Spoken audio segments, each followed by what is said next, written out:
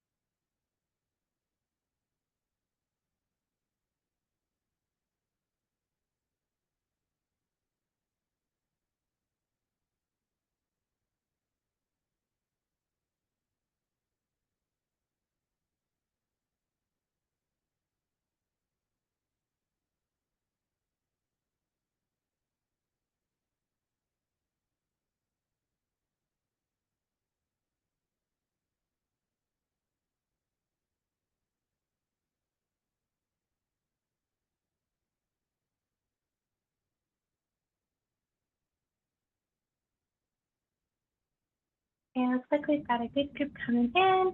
I'll give it just another moment just to give folks an opportunity to transition and hop on.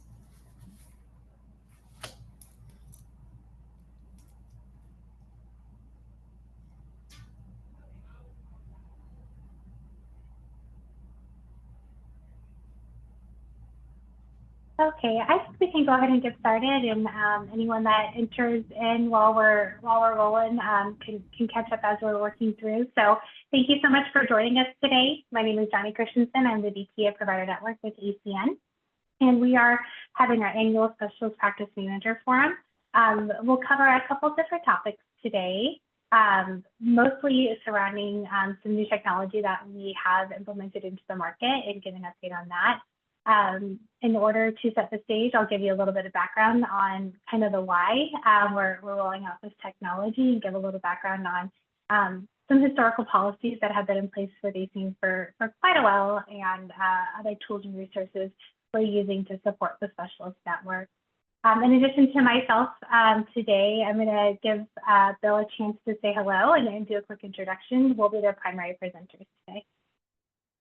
Yes, thank you, Jonee. My name is Bill Canati. I'm VP of Operations with the Arizona Care Network and responsible for a lot of the population health technology that we've rolled out into our primary care facilities, and now looking to see how we can help our specialists.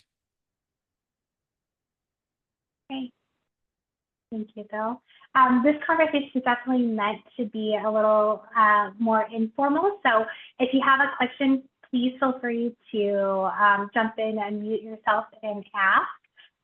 We definitely want to make sure that it's a free-flowing and collaborative discussion. I'll be monitoring the chat here and there as well. So if you feel more comfortable sending a message via chat, please feel free to do so to the group. But with all that, I will go ahead and get us started. So just a little bit of background on some of our policies that we have in place and have had in place for our specialist practices.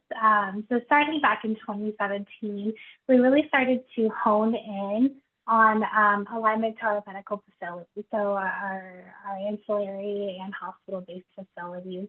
We focus on really looking at a certain number of specialty types that need a requirement to have access to bring patients to an in-network facility if that is needed. So that's how we really started our policy around shifting care in network, is really looking towards making sure that if you have an ACN patient coming to you, you're able to take that ACN patient to an in-network facility as our primary policy.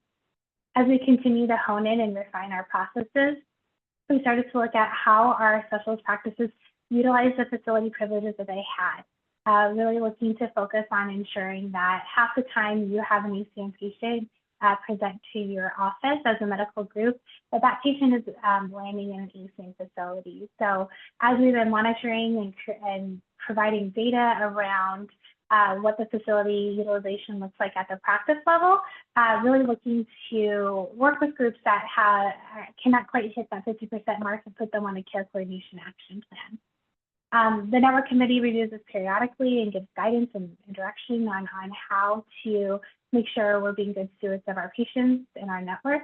And as we continue to refine our processes each year, we started in 2013 to implement a view of looking at our providers at the NPI level rather than the medical group level. The first stage of implementation for reviewing our network was looking at ensuring that NPIs, when they have an ACN patient, that they are able to take that patient in at least 25% of the time. So we started in 2023 with 25% utilization with 5 specialty types. That's cardiology, general surgery, OBGYN, orthopedics, and urology. Really just trying to slowly roll out our policies to ensure that we're doing the right things for our providers, for our patients, and primary care providers as well.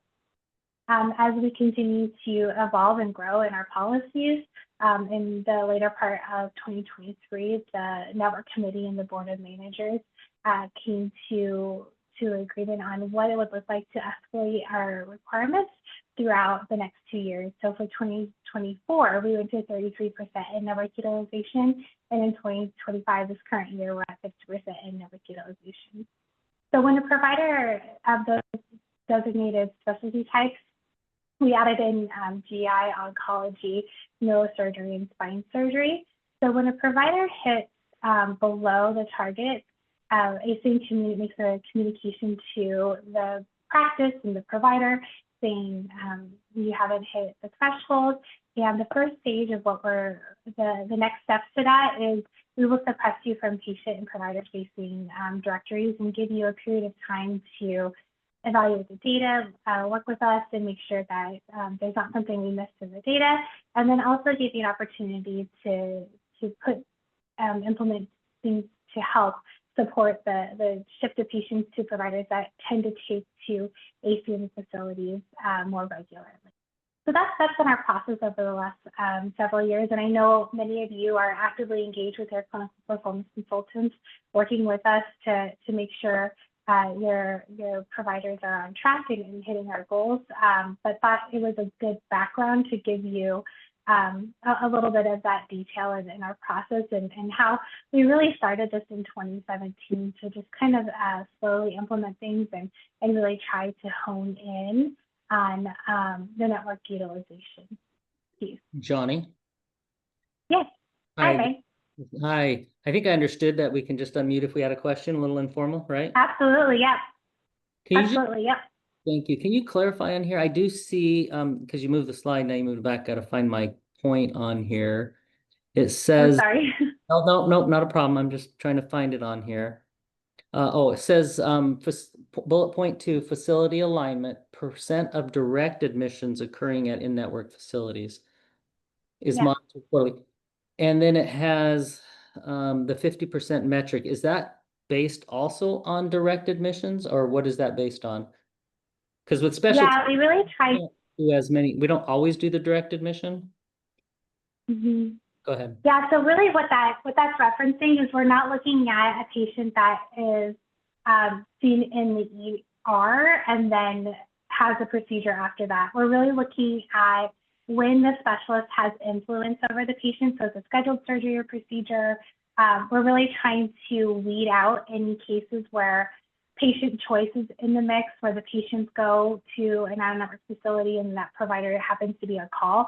We're trying to get that out as much as possible and really look at those that we can tie back to a provider like scheduling a surgery at a facility. Okay. Does that help with clarification? Yep, thank you.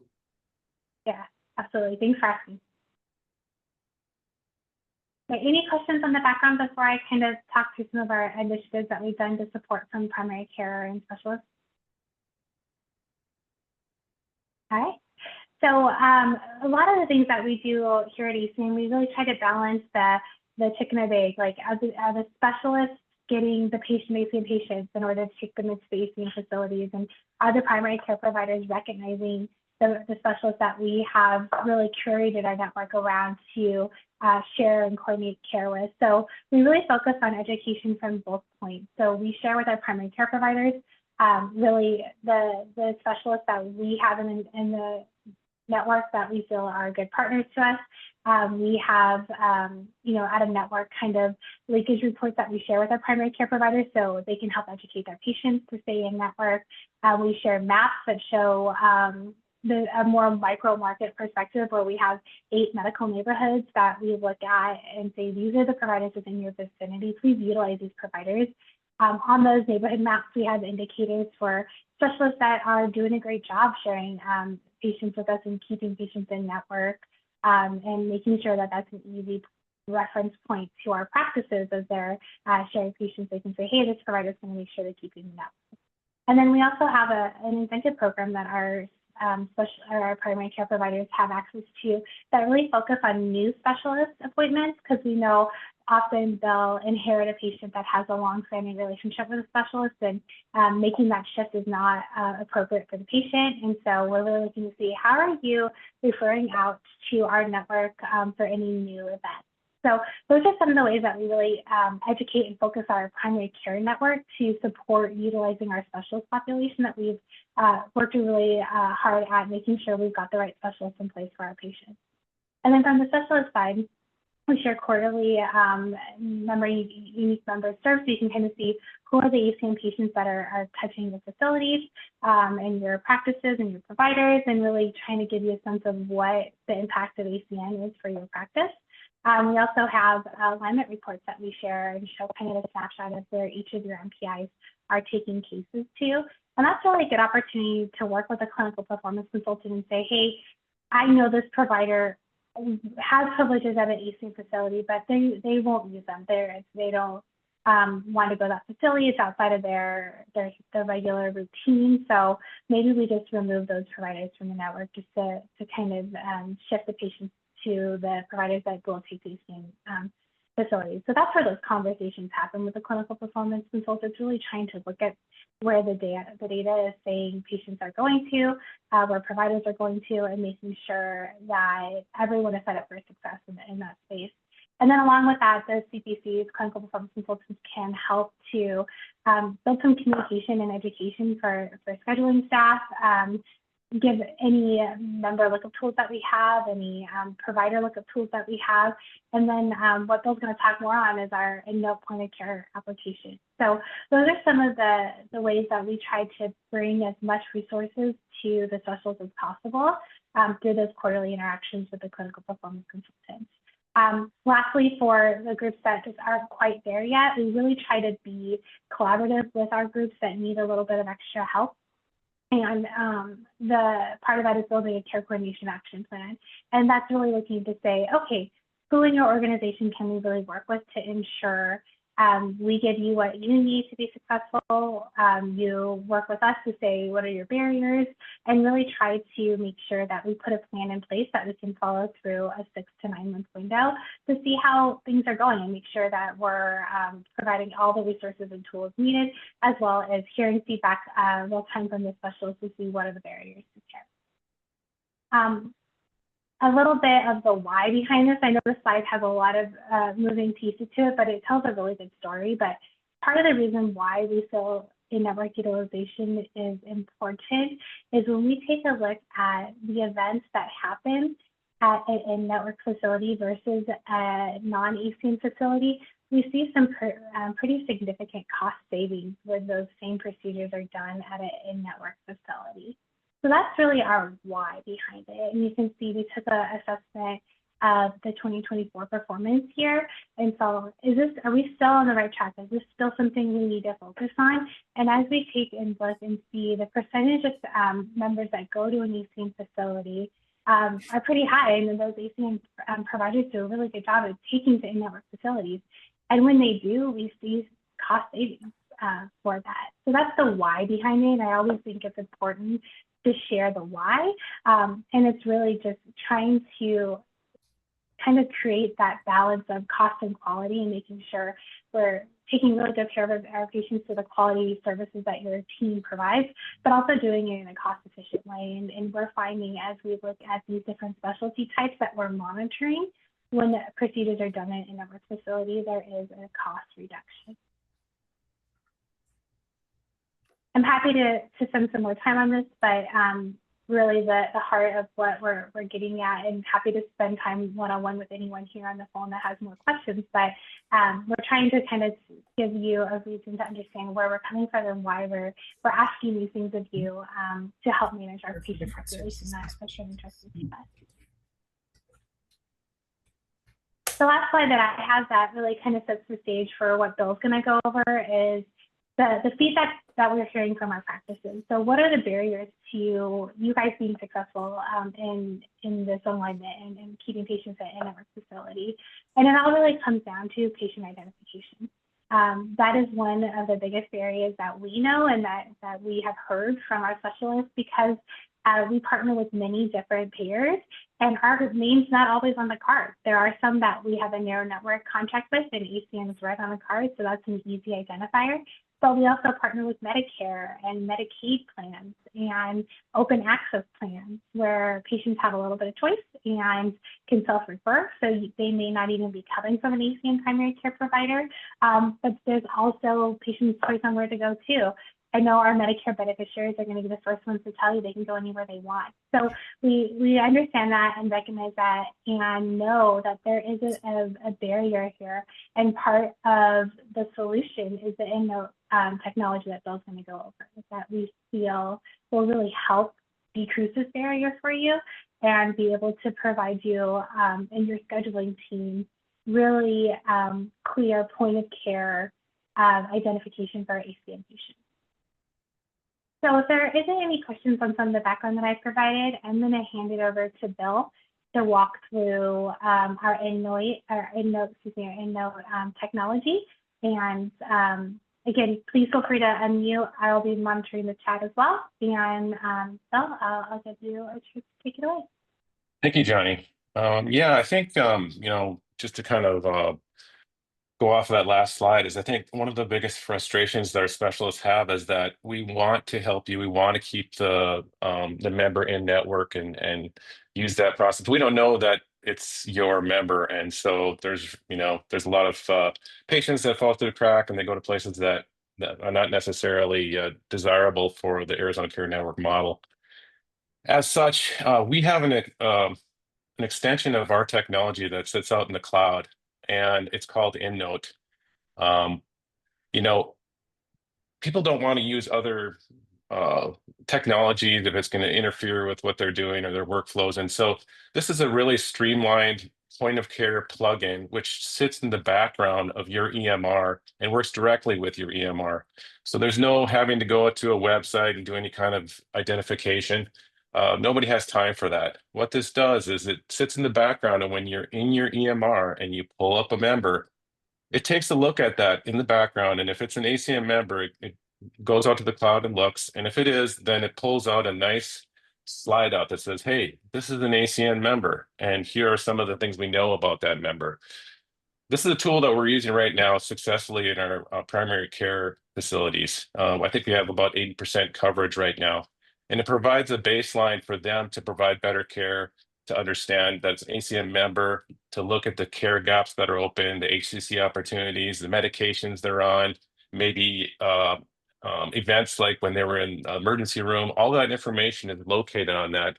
And it doesn't require a lot of lift for them. It basically just sits in the background and pings off a secure cloud and provides that information back while you're seeing the patient. Now, in a specialist, this would work well on a desktop of somebody that's actually coordinating care for surgeries and things like that.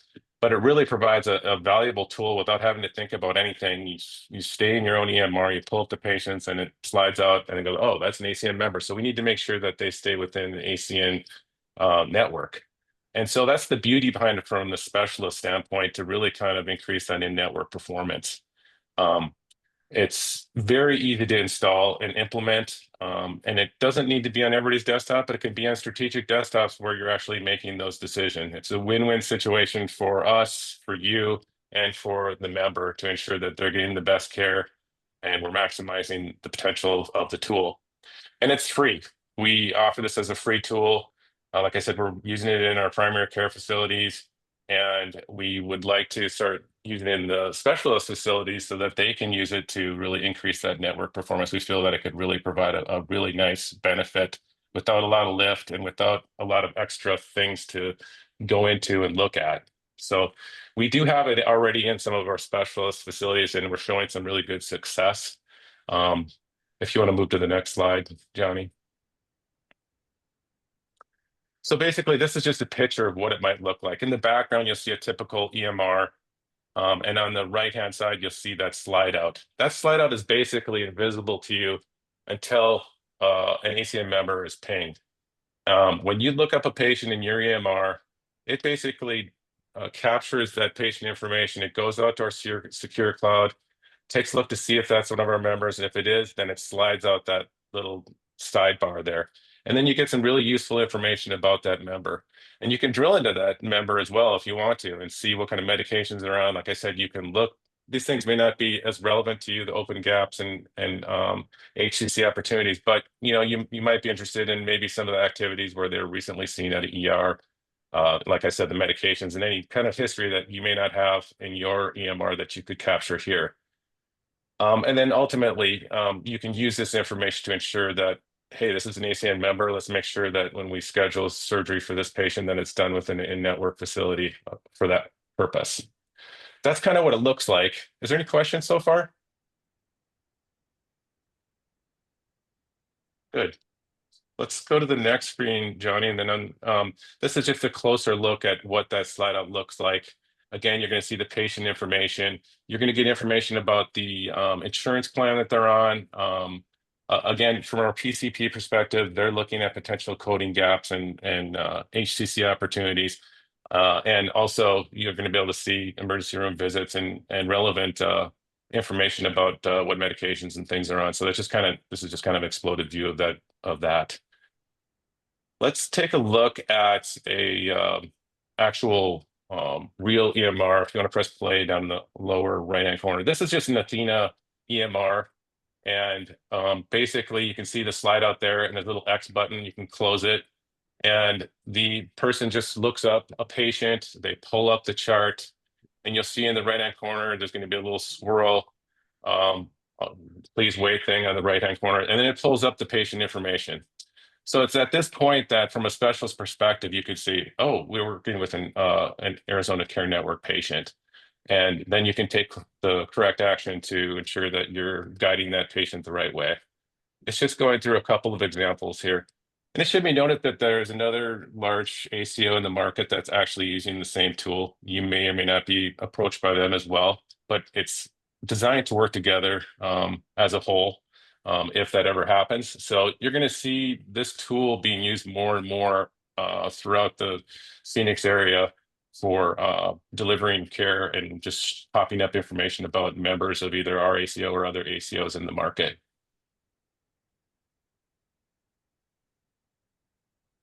So this is just kind of meant to give you an example of what it might look like. If you want to scoot down to the next slide is another example with another EMR, but we don't need to actually show that. That's just eClinicalWorks. But we can just go to the next slide where we talk about some of the things we're planning to do with this technology. Okay, so the other question yes. about that pop out. Yes. So if somebody's actively working it, every time they how is that managed? Is that every time somebody, with an MA, a front desk, a scheduler, an operator looks at that patient, it's going to pop out? Is that how that works?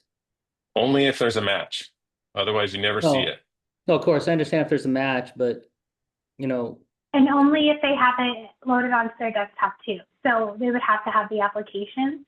So we would be able to help control who you want at your organization to have access to it. So it wouldn't be something that's embedded within your EMR system. It's really tailored to individuals. Okay. Yeah. And on top of that, you don't have to have it completely slide out like that if it's annoying. It can actually give you information on the side, a little sidebar without sliding out, so that's not getting in your way. But it might be enough for someone to, trigger their decision making on what they're going to do with that member. But And also, Bill, I noticed too, when I was working with some of my practices, when you have it, if you hit that X, it won't do the slide out. You'll only see the spin and you have to manually pull it out. Because once you hit that X, it just keeps it over to the side. So you can also do that, but just know that if they're looking for member identification, that they're going to have to hit it to pull it back out as well. And Crystal, I think there's some preferences inside the tool that will always pull it out or always leave it to the side too as well, that we can help if there's somebody that's having that issue. But yeah. so can you share a little bit about data privacy and security with this tool? Because obviously it has to touch every demographic to make that every patient, and then, merge demographics to identify who they are. Yes, there's a whole white paper on this. It's a great question. It is been certified as HIPAA compliant, and when it captures information, it goes through a secure channel. And if it's not an ACN member, it doesn't retain any information from that it captured. It basically is released, and it only basically just does a lookup on our side to see if it is a member. And so it's in its simplest form. It doesn't really take anything. It's just performing a query on the desktop from that tool to our system in the cloud in a secure manner to see if there is a match. And if there is, then it pulls it out. So, okay, so that's privacy. How about security? Yep. So it's HIPAA compliant from a security standpoint and a privacy standpoint.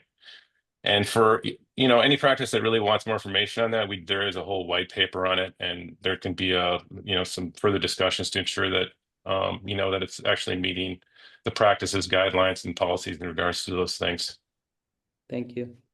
Also, just add to the as far as the minimum necessary. With all of our participating agreements, we have some BAA language that allows data sharing within our participation agreements as well, that we have with all of our specialist practices. So if there's a patient in front of you that you are treating and there's a match on the lookup, that is covered through your participation arrangement with ACN, since that patient's in front of you and should be, you have a reason to see that patient. Yeah, I know, and I appreciate that fully. I think my concern is with the number of breaches out there. That's a bigger concern for me. Totally. Yeah. No, we're totally on board as far as making sure it's as secure as possible. And that's why we've vetted the product completely. And we have language to ensure that we can actually use this in the way that it's being used. So. And also our Common Spirit owner partners use this throughout. It's a national product that has been evaluated by the Common Spirit security team too, and they're pretty strict with us too. So we make sure we get covered on that end as well.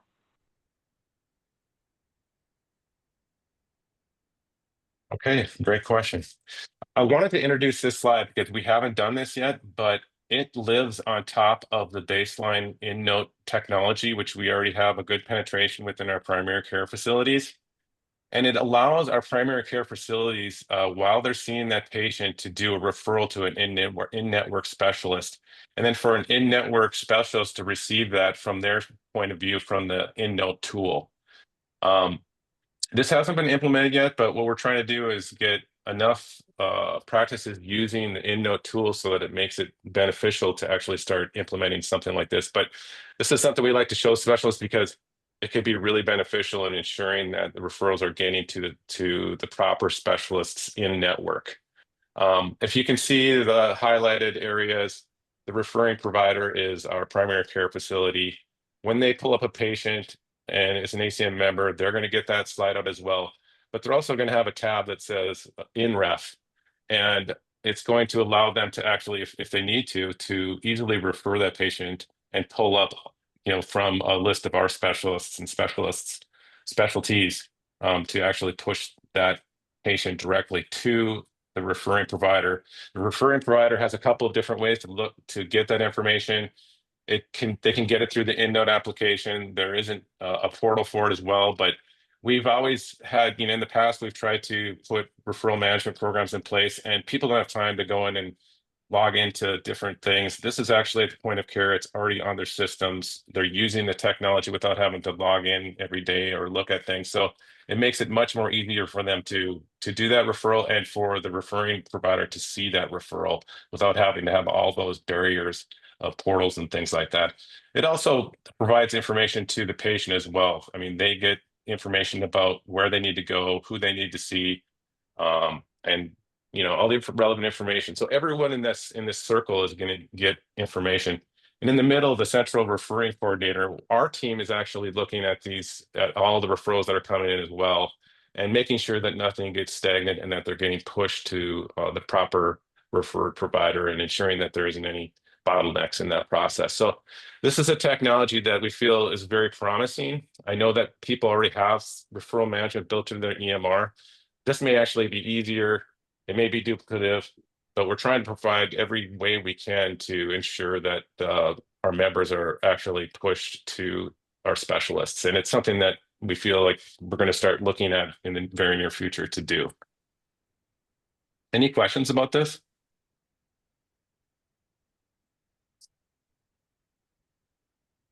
Okay, this is just an example. That slide out, the tab that allows the primary care provider to select a specialist that's in network. Doesn't have a lot of information, but first of all, they would just select the specialty, and then they're going to get a list of specialists in the area, or they can search for a specialist. There's a lot of ways that we can organize the data for preferred specialists that pop up first. There's just a lot of things we could do to really kind of guide people to the specialists that are, that we know are performing well and doing what they're supposed to do. But we wanted to just kind of show how that would work from the slide up. Once they click that, they answer a couple of questions, and it gets sent right to the specialist.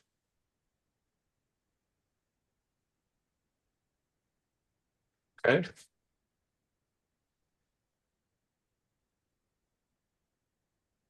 All right, so I Great. think we're just ready to open it up for some next steps and for questions, if there are any questions. Let me just say that the application is very easy to install and to get people onboarded. If it's going to be on a strategic desktop where people are guiding our members to be seen at a surgery center or something like that, as simple as that, we can do it with one desktop.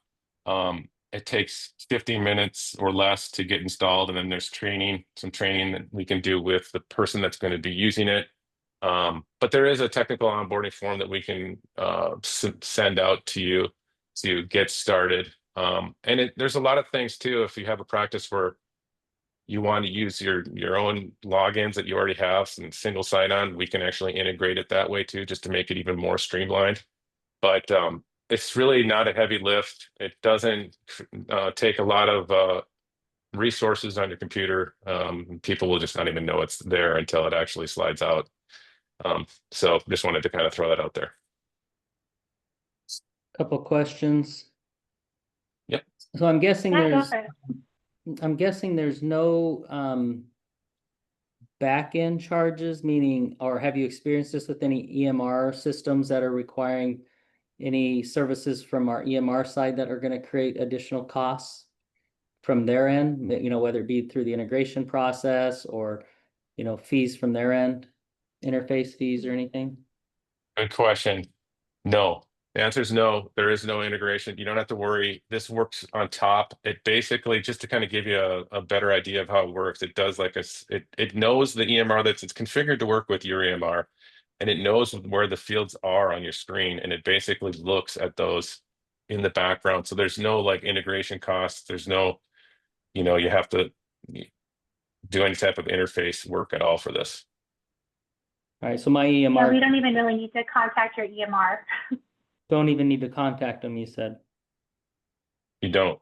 Okay.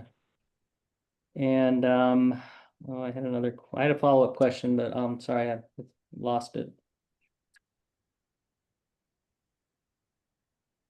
It works with about 98% of the EMRs in the market right now. And if there's a EMR that's being used that's specialized, the Innovaccer team that helps install can do some easy configuration during that installation process to ensure that it works properly with your EMR. I'm not sure if that was one of the questions that you were thinking about, Brian, or not. No, thank you though. You can move on if it comes. I mean, I don't have any other questions right now. If I think of it, I'll let you know. Yeah, Okay. that's the bulk of our presentation stage, is wanting to open up for any other questions from any other individuals. But we've heard really great things from the specialist practices that are utilizing the InNote technology, and really want to try to push this out to as many specialist groups as possible, because we really feel like it's a good missing piece to the ask that we have, and also just the coordinating care between our primary care practices and the specialist practices. There's also really good insights there about the patients that you see, things that maybe you do not know, your providers may not know. Maybe there was an ER visit that the patient doesn't tell you about. And those insights are right there, right at the point of care. And the primary care probably uses them more, but they're just as valuable to the specialist too, to see what diagnosis codes are there, what are things that maybe patients are not really good at telling you. If there's social risk factors, that's also displayed. So just a lot of the holistic care components available at the point of care just really helps improve patient care too. I thought of my other quick question. Yeah. Is anybody experiencing any lag time? Is it creating any bit of a lag when people are working in the system within their own EMR? We haven't had too many reports, but I did have one practice have a report to it, but their computer was so outdated that I think they had issues with it either way. It was just kind of a computer that they haven't wanted to move away from because of the dictation training that they'd already given the Dragon dictator.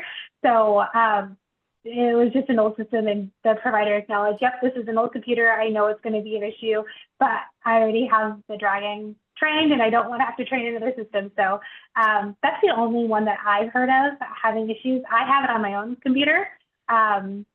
It's not on my other, it's on my other screen. If I was displaying my other screen, you'd see the little Innovaccer carrot, and I don't have any issues with it. And I work in pretty big Excel workbooks and things like that. So I haven't seen any issues with it. Thank you. Yeah. The resources are really minimal. We actually looked into this because we wanted to make sure that it's not going to create any kind of impact, at the patient level there where you're trying to give care. And it's very little. It's the equivalent of, if you opened up a browser or something like that and went to msn.com. It's just that small of resources that are used.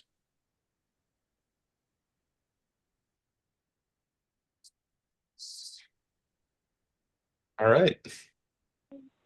I am checking the chat. I don't see any other questions coming in that way. So we have a little bit more time if anyone has any questions. Otherwise, happy to give you back a little bit of time before you transition to another meeting. But thank you so much for coming.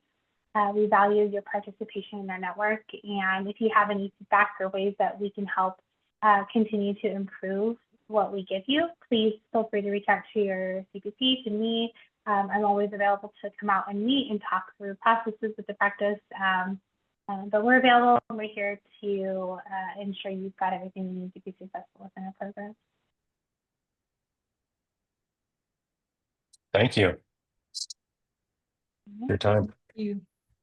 Thank you so much. We appreciate it. Thank you. Bye. Have a great rest of your day.